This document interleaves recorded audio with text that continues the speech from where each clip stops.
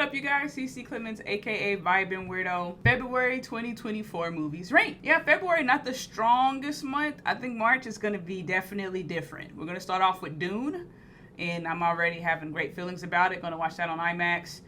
Kung Fu Panda, Ghostbusters, and y'all already know I'm on board with it. So at the bottom, Bob Marley, One Love. Now critically, it's better than some of the other films that are ranked higher on my list. But this is just personal preference. It was a good film. I'm not a Bob Marley fan, like at all.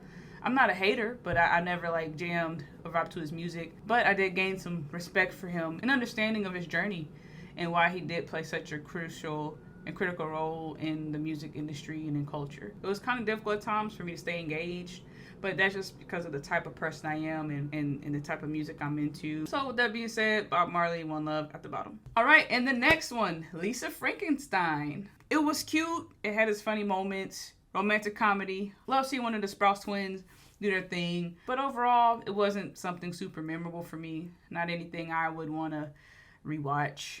It was a fun slasher. There was some slashing moments, which I like. Y'all know I like violence. Yes! Domination! Yeah, and that's it. It was cute. All right, and next up, Argyle. Argyle was really good. It was just a little too long, but a very different take and twist to a spy movie. I really enjoyed it. Very, very fun. There was more to be desired from Henry Cavill, but if you watch the movie, you'll understand. Yeah, there were some parts that were ridiculous, some parts that were ridiculous funny, and that's it. Had a great cast in there.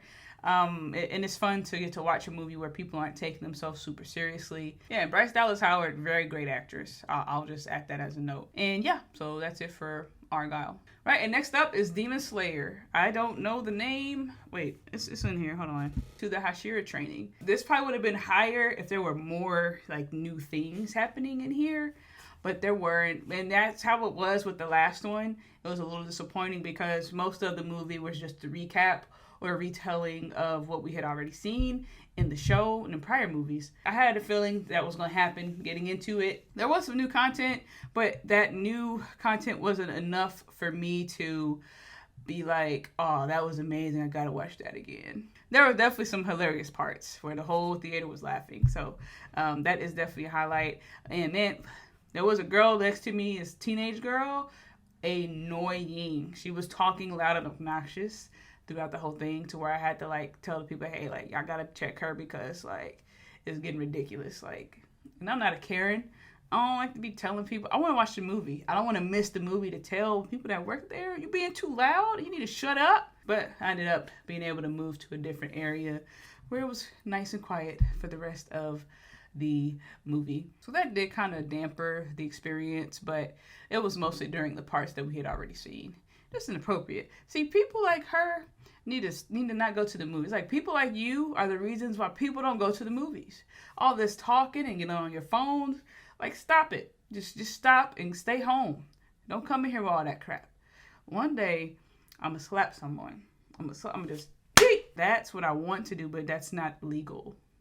That's not the right thing to do. We can't be just slapping people like because they made us upset. We can't do that. Violence is not the answer. That's why I like to watch movies that have violence in them, because I can't do it. You know?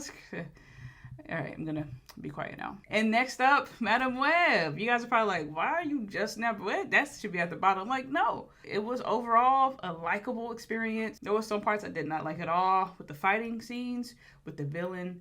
Definitely one of the worst villain portrayals ever. With the ADR, that was just the worst that I think I've seen, especially for a big project like this. Some of the graphics were not good as far as like certain fight scenes and special effects, but there were some highlights that were really great and that really stood out that I wanted to relive. The casting with the main crew, with the Madam Web and the three girls that she's trying to protect, wonderful. I loved every part of them together. I love their chemistry. I love how they feed off of each other, how they are sarcastic with each other or joke around with each other. I loved that part a lot, and even the effects with those women involved were great for the most part. A villain is a very crucial and critical part to a superhero themed movie, and for that to be so bad, it was hard to not admit like, hey, I liked it, but I didn't love it. This is not the best. And I can understand when people say it's one of the worst. It is not the worst superhero film I've seen. I've seen some that are just, I don't know if it's hard to beat the level of bad that those were. So that's why I'm like, hey, I'm good if it's better than those. But I can understand why some people say it is one of the worst. But for this, it wasn't all bad, and I enjoyed it. And at the top, and I was surprised, and you probably have not heard of this movie, or are going to watch it or whatever. Drive Away Dolls. It's a lesbian themed comedy film about women that they take this car. Like, I don't know what it's called, but like rent a car, or take a car that actually belongs to some bad guys, and they got some stuff in there that they need back. So they're like going after them to get that before they discover like what's in there, what it is, all that good stuff. And the main actress, I don't remember her name, but she's been in a lot of other projects. She's definitely been in her acting bag. And I didn't like that she had a country accent at first in this one, but the more I watched, I understood why. I'm like, oh, it wouldn't have fit this role if she just used her regular accent. It wouldn't have felt right. But what I loved about it, it was just a wacky, raunchy comedy. Yeah, it was just like a lot of funny moments and ridiculous. Like, there's just some ridiculous parts to it that is just like, I was like, what? That is ridiculous. Why is that? That doesn't even make sense, but it's funny.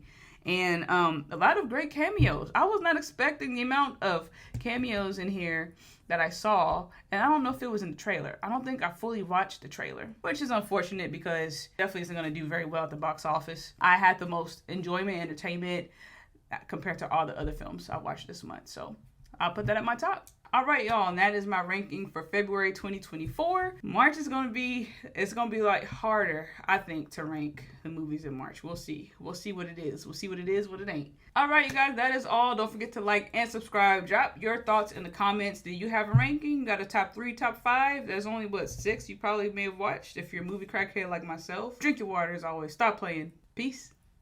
Sure you can!